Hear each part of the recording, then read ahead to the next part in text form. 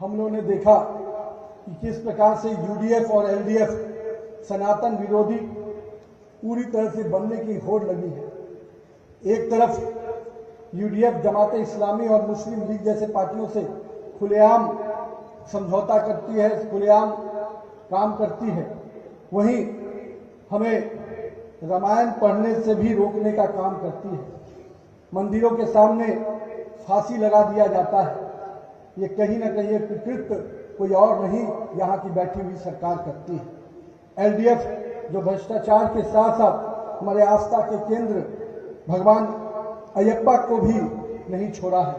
और मैं तो ये कहूंगा कि यूडीएफ के साथियों और एलडीएफ के साथियों ने इस देश में जो सनातन परंपराओं को लगातार चोट पहुंचाने का काम किया है, उनकी भावनाओं को चोट पहुंचाने का काम किया है, इसके कई उदाहरण हैं। बगल का राज्य तमिलनाडु देखिए, जहां दीपम पूजा करने के लिए रोकने का काम कोई और नहीं, वहां की सरकार, कांग्रेस में बैठी हुई सरकार, इंडिया अलायंस की सरकार ने किया। കേരളത്തില് ഇടതുപക്ഷവും വലതുപക്ഷവും സനാതന ധർമ്മത്തിന്റെ വിരോധികളായി മാറിയിരിക്കുന്നുണ്ട്. യുഡിഎഫ് ജമാഅത്തെ ഇസ്ലാമിയും മുസ്ലിം ലീഗുമായി തുറന്ന സഹകരണത്തിലാണ് കേരളത്തിൽ പ്രവർത്തിക്കുന്നത്. ഇവിടെ രാമായണം വായിക്കുന്നതിന് പോലും തടസ്സം നൽകുന്ന നിലപാടുകൾ പലപ്പോഴും യുഡിഎഫിന്റെ ഭാഗത്തുനിന്നുണ്ടായിട്ടുണ്ട്.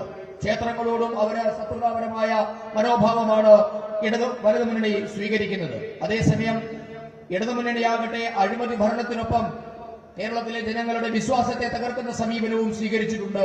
അവർ നമ്മളുടെ അയ്യപ്പനെ പോലും വെറുതെ വിടാൻ തയ്യാറായിട്ടില്ല എന്ന് നമ്മൾ കണ്ടിട്ടുണ്ട്. രണ്ട് മുന്നണികളും സനാതന ധർമ്മത്തെ നശിപ്പിക്കാൻ ശ്രമിച്ചതിന്റെ നിരവധി ഉദാഹരണങ്ങൾ ഈ രാഷ്ട്രത്തിലുണ്ട്. നമ്മുടെ തൊട്ടടുത്ത സംസ്ഥാനമായ തമിഴ്നാട് തന്നെ അതിന്റെ ഉത്തമമായ ഉദാഹരണമാണ്. ആ തമിഴ്നാട്ടിൽ ഇന്ത്യ മുന്നണിയുടെ കോൺഗ്രസിന്റെ സഖ്യകക്ഷിയാണ് അവിടെ ഭരിച്ചുകൊണ്ടിരിക്കുന്നത്.